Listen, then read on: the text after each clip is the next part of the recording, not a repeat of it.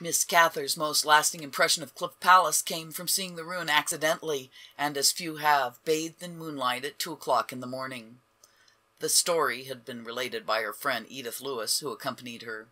On their last day in Mesa Verde, a guide had taken them down into Chaco Canyon. The trail was too precipitous to permit their returning the same way, and their guide, looking for another way out, left them at the fork of Cliff and Chaco Canyons while he explored to the head of the gulch. Night came, and the moon rose while the woman sat on a flat rock and waited. It was growing late when finally they were rescued, not by their guide, but by 2 men from the camp of Jesse W. Fuchs, an ethnologist. According to Miss Lewis, the guide had collapsed from exhaustion after reaching Fuchs' camp, and the rescuers had been sent back in his place. With the help of the 2 men, Clint Scarf and Audrey Gray Pearl, the women managed to walk, crawl, or scramble up the canyon, finally emerging at Richard's ladder, which led them to Fuchs' camp on the mesa. Miss Cather previously had spent the better part of the day in Cliff Palace, on that occasion reaching it by a simple trail cut for tourists. The image she retained most strongly, very likely, was a recollection of this night's arduous experience. As a novelist, Miss Cather never was drawn into the argument which developed at about the time of her visit over who had first discovered Cliff Palace. Jesse Fuchs of the Smithsonian Institution, who excavated and repaired several of Mesa Verde's cliff dwellings after the Wetherills had left the scene, probably started the controversy in 1910. In his report on Cliff Palace, he wrote, "Efforts to gain the name of the white men who discovered Cliff Palace were not rewarded with great success. According to Nordenskjold, it was first seen by Richard Wetherill and Charlie Mason on a December day in 1888. But several residents of the towns of Mancos and Cortez claimed to have visited it before that time. One of the first of these visitors was a cattle owner of Mancos, Mr. James Frink, who told the author that he first saw Cliff Palace in 1881, and as several stockmen who were with him at the time, it was probable there were others who visited it that same year. We may conclude that Cliff Palace was unknown to scientific men in 1880, the most we can definitely say is that it was first seen by white men sometime in the decade of 1880 to 1890.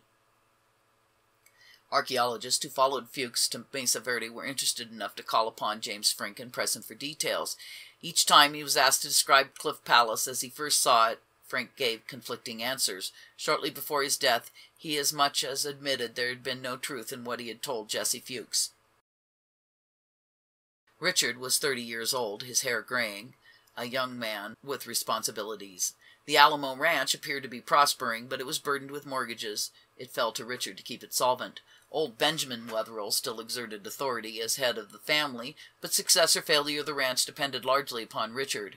During the winter of 1888-1889, therefore, he wrestled with a problem. Should he devote all of his time to ranching and let the others explore the great ruins of Mesa Verde, or should he divide his attention and energies between the two?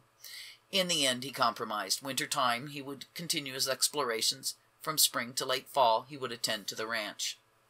The second half of that winter, consequently, found Richard, John, and Charlie Mason working with McLeod, Patrick, and Graham at Cliff Palace, Spruce Tree House, and Square Tower House. Before the snows melted, they had a large collection from the cliff dwellings. By spring, with the planting in, they prepared to show the relics in Durango. Al Wetherill noted, "The public didn't particularly care about being educated. We opened our exhibit, gave a few lectures about it, decided Durango was too small to be interested in anything but civic betterment activities, and went on to Pueblo.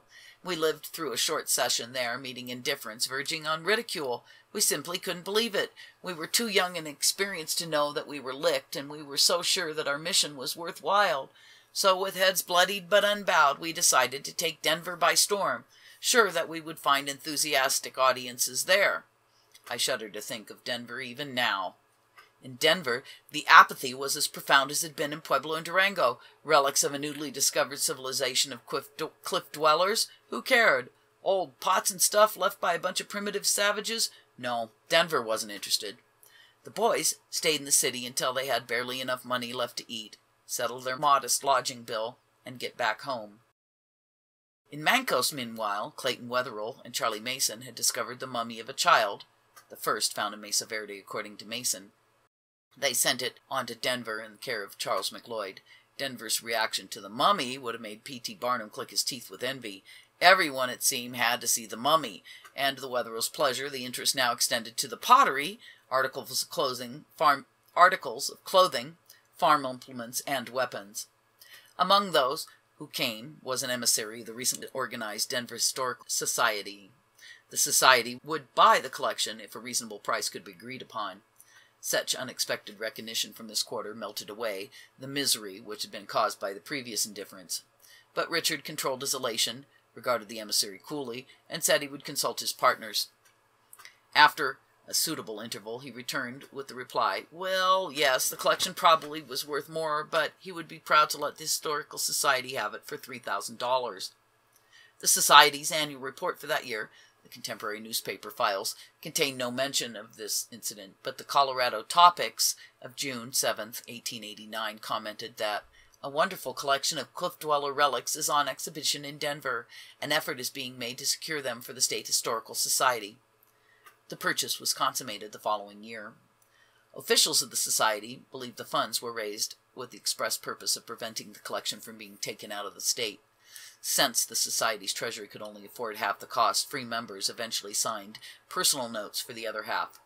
Then, with the collection once moved to the Denver Chamber of Commerce building, the officers reported, "It is one of the largest and most complete collections owned by any institution, far outreaching the one in the National Museum at Washington, and one every resident of the state should be proud of." During summer and fall of 1889, Richard attended to the ranch, but in December he returned to the cliff dwellings. With his brothers and Charlie Mason, he worked steadily until the following spring. They began at Sandal House, then moved down into Johnson Canyon on the east side of the Mancos River and excavated several dwellings there. Of one, which they named Fortified House, John Wetherill wrote, "Glancing up, I noticed a door that had been concealed. I removed a rock and saw that it was the only entrance." Then he removed a section of the wall down to the floor level, his shovel uncovering pieces of burial matting in the debris. "While clearing away the rubbish, I found a piece of a cinch or belt. It was three-colored, red, white, and black. I then broke through the wall on the other side. As soon as I dug to the floor, I uncovered more matting. I removed some dirt and found an arrow with an agate point on it, first ever found in a cliff house in Mancos Canyon." John then called to Mason, and together they began excavating the room methodically. Charlie removed 2 or 3 shovelfuls of dirt and dug out a basket. It was 12 inches across the top and 6 inches deep. Henceforth our finds came fast and close together. We found 17 arrows lying across the heads of 5 bodies. Between the skulls were 4 bowls. One large skeleton lay on top of the mat with a bow on one side, a mug and a basket on the other. He had nothing over him, a pair of moccasins on his feet and some feather cloth under his head. Near him lay a hollow stick with both ends wrapped with sinew and a bone point at the end about 6 inches long. The stick was about 20 inches long.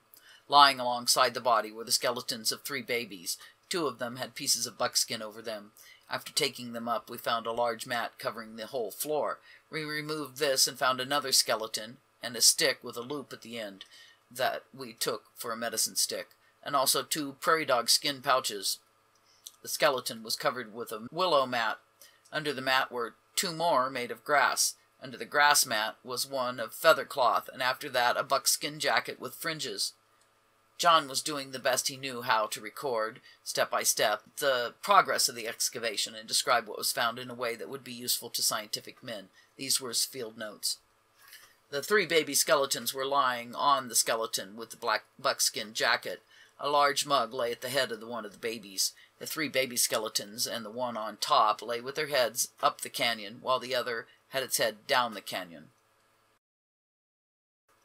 After working through Johnson Canyon, the brothers and Charlie Mason returned again to Cliff Palace. As each relic was uncovered, it was marked for identification and then put aside to await the next trip by pack mule to the ranch.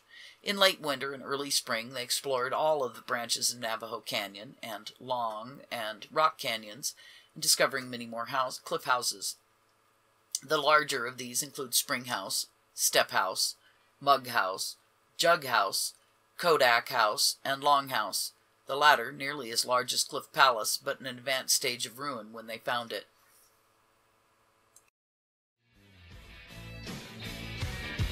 And I feel like New York City.